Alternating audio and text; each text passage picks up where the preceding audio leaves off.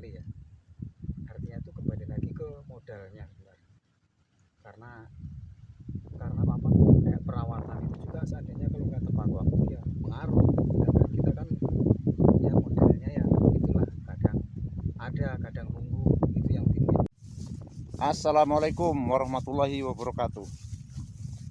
Ya, bertemu lagi dengan Bejo Channel. Saat ini saya lagi berusaha untuk mulai menggarap di musim tanam kedua untuk tahun 2025 ini. Ya, kita lihat ini punya tetangga saya. Jadi di sawah saya ini luasannya 3/4 hektar atau 7.500 meter persegi. Nah, yang ini sudah dihambur dan yang lainnya belum. Kira-kira seperti itu ya. Dan di depan kita itu lagi diolah lahannya untuk sedulur tani di seluruh Nusantara, bahwa di sini semua sistemnya tabela atau tabur benih langsung, tabela hakikah, hambur kiri kanan, katanya sih seperti itu ya. Ini proses mulai hambur untuk garu diratakan, kemudian nanti dikeringkan airnya dan dihambur. Ini contohnya yang sudah dihambur tapi kayaknya kurang maksimal, hasilnya seperti ini. Oh, itu ada yang punya sawah. Nanti coba kita bincang-bincang seperti apa. Jadi rata-rata di sini kami sawah tak ada hujan dengan intensitas hujan, dan itu sangat diharapkan bagi petani untuk mulai tanam padi. Kira-kira seperti itu. Ya baik sedulur tani, di sini rata-rata petani menanam lebih dari 3 hektar. Maka kemarin pada video saya yang lalu ada yang bertanya kalau kok pada dikerjain sendiri, helpernya cuma satu. Ya di sini kita dengan jumlah garapan yang lebih luas daripada jumlah pekerjanya, maka semua serba sendiri gitu. Nah, ini petani-petani handal, petani milenial dari Kampung Muramsari, Distrik Semangga, Kabupaten Merauke. Sedulur tani di seluruh Nusantara, kita ngobrol-ngobrol sebentar. Namanya siapa, Pak? Saya panggilannya Pak Slamet. Pak Slamet ya. Oh, Iya. Pak Slamet. Yang ini Pak Yanto. Pak Yanto. Mereka petani-petani milenial. Kayaknya mereka semua juga masuk dalam barisan Brigade Pangan tahun ini. Iya. Pak Slamet, bisa nanya-nanya sedikit ya? Ya, bisa dijawab ya tak jawab, kalau nggak bisa berarti lewat. Bisa lah, ini kan seputar pertanian. Pak Slamet, ini tanam yang keberapa ini ya? Ini tanam MT2. MT2 ya? Iya. MT2 berarti kemarin MT1-nya sudah ya? Kemarin tanam tadi padi apa, Pak Slamet? Kemarin itu varietas Cibuku. Cibuku. Cibuku berarti dia kecil-kecil panjang ya, banyak ya? Ya umum lah. Kalau dibandingkan dengan 32 ya masih di bawah. Untuk di kampung sini kira-kira masalah pertanian itu kendalanya di seperti apa, Pak Slamet? Sebenarnya kalau masalah pertanian sih, kalau kita kan sudah berulang kali ya, artinya itu kembali lagi ke modalnya sebenarnya.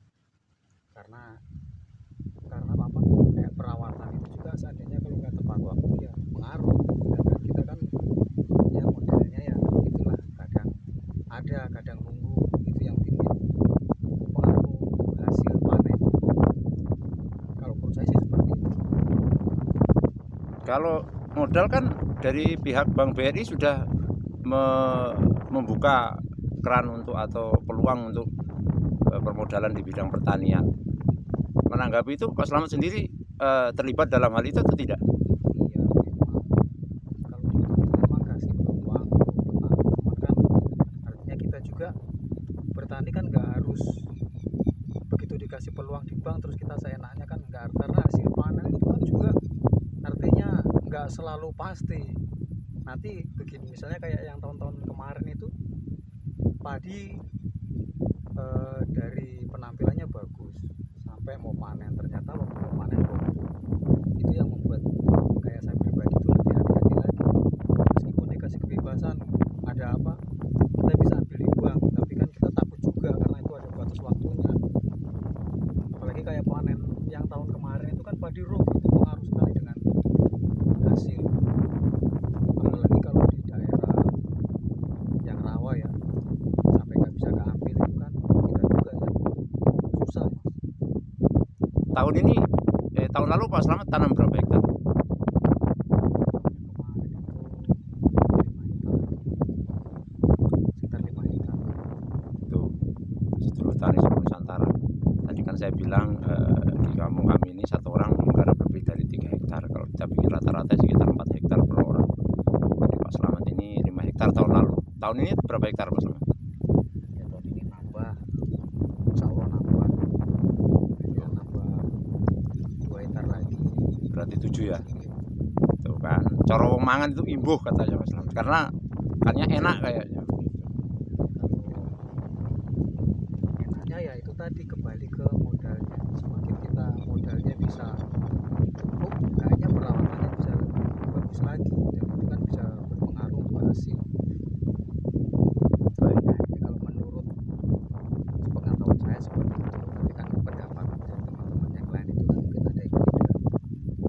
Ya, kalau dari pembicaraan kita tadi ini saya mengamati bahwa Pak Slamet memang seorang yang mengamati dan menganalisa apa yang terjadi atau apa yang sudah dilalui seperti musim tanam kali ini, pengalamannya seperti apa, nanti tahun depan akan lebih berhati-hati. Kira-kira seperti itu Pak Slamet ya. Oh iya Pak Slamet, ini harapan besar kita ya sebagai petani. Bulog itu kan sudah buka harga 12.000 di gudang Bulog, atau di Mitra tidak boleh turun di bawah 11.000. Kemudian gabah, penerimaan gabah HPP, GKP atau gabah kering panen sebesar 6.500. Kalau disuruh memilih Pak Slamet, kira-kira mau jual gabah apa jual padi? Jual beras?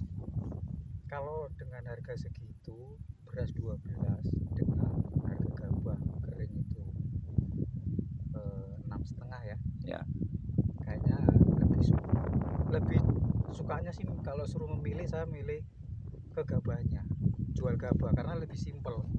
Artinya proses untuk kita panen sampai ke beras itu biayanya juga lumayan. Apalagi dengan sekarang ya yang berpengaruh lagi, meskipun beras dinaikkan, kalau harga obat itu juga ada ikut naik, petani kayaknya akan seperti itu, akan sama. Yang berat itu harga obatnya, kayaknya semakin tahun tuh semakin mahal.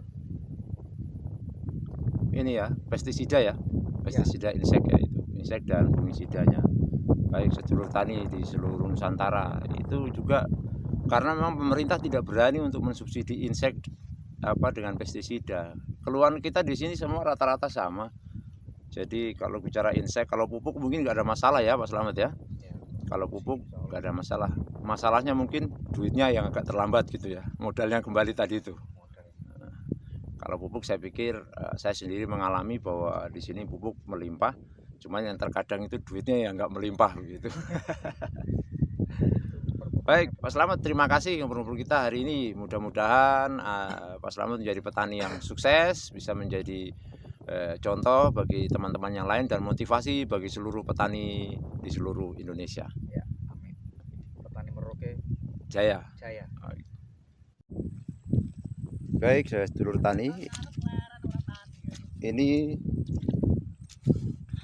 kondisi jalan ekonomi atau yang biasa dilalui petani untuk pergi ke sawah dan memuat hasil panennya. Kondisinya seperti ini, jadi sangat ekstrim. Kalau lewat sini cukup lumayan berat, medannya ekstrim, Makanya di sini biasa itu traktornya dimodif pakai ban John Deere ukuran 16 sampai ukuran 18. Tergantung traktornya jadi seperti apa. Saya berjalan kaki. Biasa kalau ada panas, ini jalan kering, saya biasa naik motor. Ini keadaan sawahnya. Ini yang baru kita bela. Kalau yang sana sudah umur kisaran 1 bulan, itu sudah menghijau, sudah habis mupuk dengan nyepray rumputnya. Kira-kira begitu. Ya. Kita lihat jalan ini kapan diperbaiki sama pemerintah. Kita juga nggak tahu, karena ini biasanya swadaya masyarakat untuk memperbaiki jalan ekonomi ini dengan bergotong royong.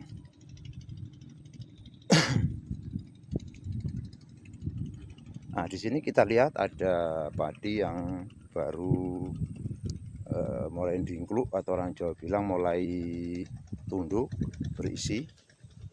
Nah, ini keadaannya seperti ini. Di sini kalau tanam terlambat atau tidak bersamaan dengan temannya akan seperti ini. Jadi sarang hama, diserang hama, dan jelek panennya, kurang.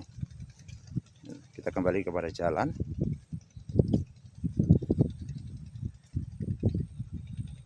Itu kampungnya di sana. Di sini sawahnya dekat-dekat kampung saja, tidak terlalu jauh. Terima kasih. Wassalamualaikum warahmatullahi wabarakatuh. Baik, seluruh sedulur tani di seluruh Nusantara, dari Sabang sampai Merauke, salam tani jaya bagi kami dari Kampung Muramsari, Distrik Semangga, Kabupaten Merauke, Provinsi Papua Selatan. Inilah keadaan kami di Papua Selatan, atau khususnya di Kabupaten Merauke. Dengan gubernur dan bupati yang baru, kami berharap banyak untuk lebih diperhatikan, terutama di bidang-bidang yang krusial dalam pertanian. Karena semboyan Merauke bahwa menjadi kota atau menjadi kabupaten yang agroindustri, maka butuh perhatian pemerintah lebih dalam hal ini di bidang pertanian.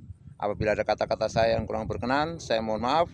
Wassalamualaikum warahmatullahi wabarakatuh.